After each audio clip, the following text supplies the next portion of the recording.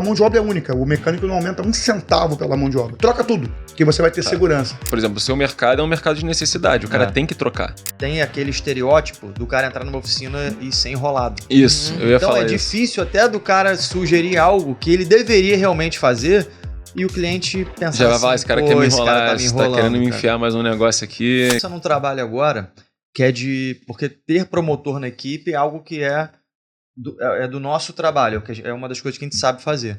Então a gente está fazendo promotor compartilhado com a indústria. Então a gente pega, por exemplo, uma indústria, para não ficar pulverizado, uma só, mas tem uma promotora que ela é compartilhada da nossa empresa, suporte e a indústria. Então ela vai pode trabalhar sim os produtos que a gente tem, mas ela está indo para visitas específicas daquela marca. Ela foi treinada para aquela marca.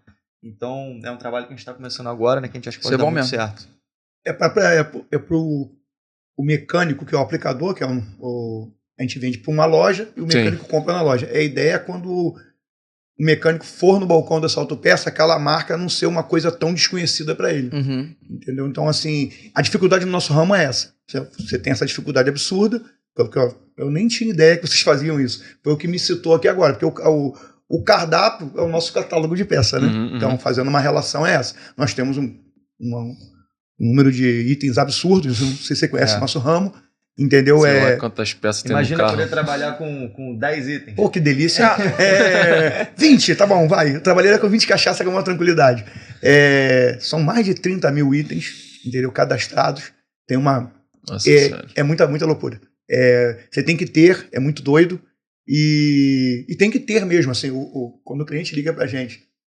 Essa semana eu fiz uma reclamação no grupo nosso lá que faltou um produto, né? Mas a gente fica pensando bem, é um produto em 30 mil, entendeu? Mas como é que pode? Não pode faltar. É incrível isso. Não, porque aí o cara vai lá, troca você pra algum outro e aí, sei lá, gera uma conveniência e o cara depois pra voltar, só o Chicão pra resolver. Alguém vai ter esse produto, né? E se você dá a brecha pro cara olhar pra outro, é a mesma situação aqui, o cara tá no cardápio. Se o garçom, semana passada, eu estava no restaurante com um casal de amigos, eu, Paola, esse casal, era um restaurante japonês, e a gente estava meio que já no final, assim, e o cara, por que vocês não experimentam essa... Tinha uma receita de uma berinjela diferente, não sei o quê, e você tá no restaurante japonês, berinjela? Não, obrigado. Aí o cara insistiu, de forma educada, obviamente. Ele falou, olha só, todo mundo que vem aqui não tá acostumado a olhar para esse produto, mas eu desafio, aí ele começou a brincar assim com a gente, cara, eu desafio vocês. Aí foi uma questão de honra. Aí ele trouxe uma provinha. Se não gostar, não paga. Ele trouxe uma provinha e a gente pediu depois, cara, era um negócio assim, impressionante.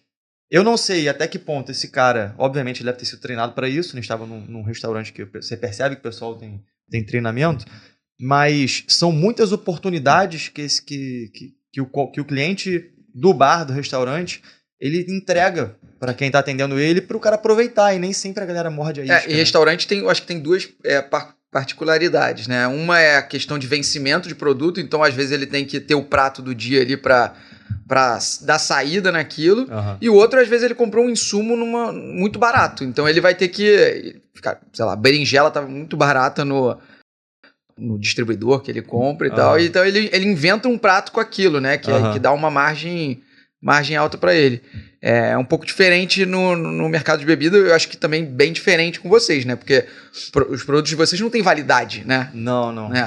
Tem alguns paralelos. Eu vi, por exemplo, no site de vocês têm o kit com alguas, né, dentro da caixa, tem o kit com o copo também. Então, no nosso mercado, a gente tem os filtros, a gente tem você vai fazer uma revisão do seu carro, você precisa trocar o filtro de óleo, de combustível, de ar, e aí o cara, nem sempre o balconista ou alguém na oficina que está atendendo tem esse trato de falar, cara, se você vai trocar, troca isso, não é só trocar o óleo e tal.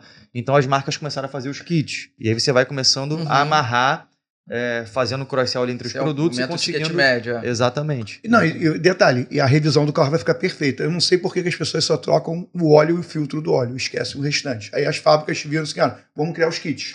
Isso é uma tendência.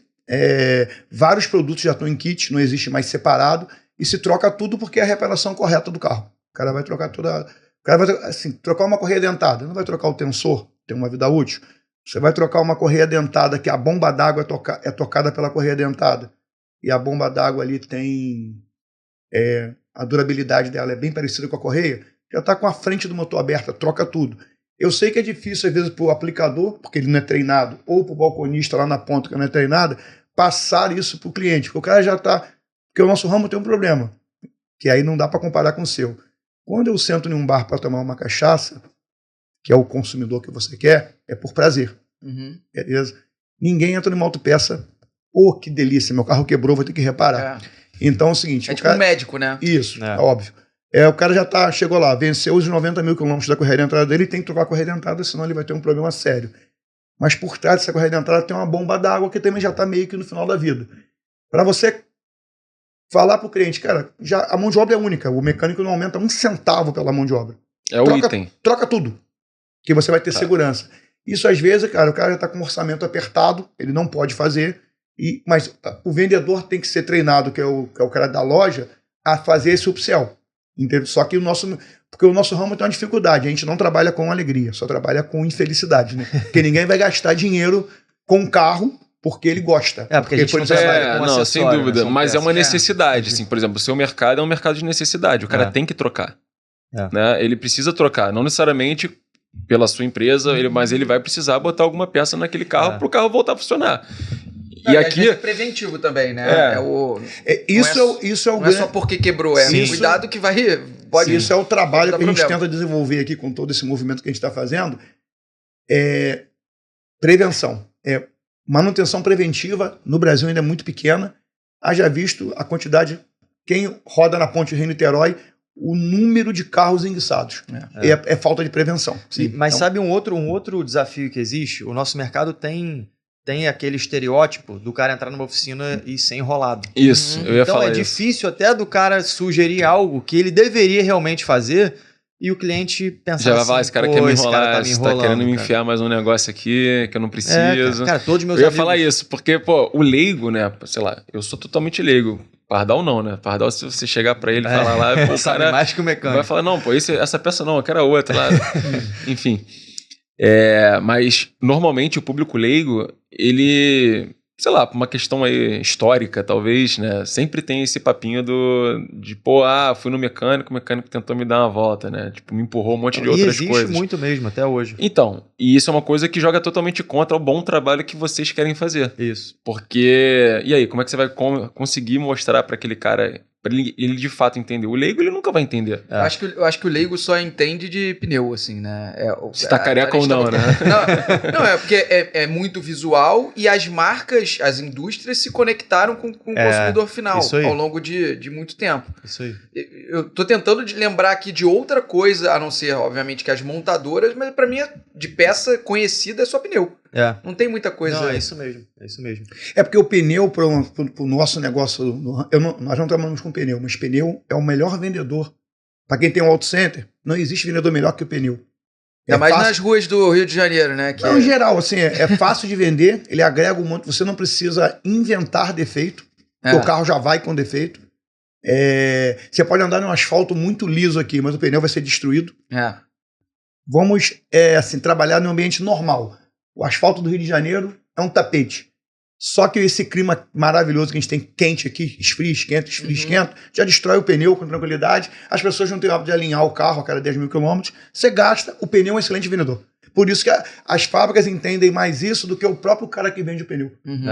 O pneu, você agrega um monte de coisa nele sem enrolar você. É tranquilo. Quando você vai trocar um pneu careca, irmão, você já fabricou um monte de defeito no seu carro. Não, sem dúvida.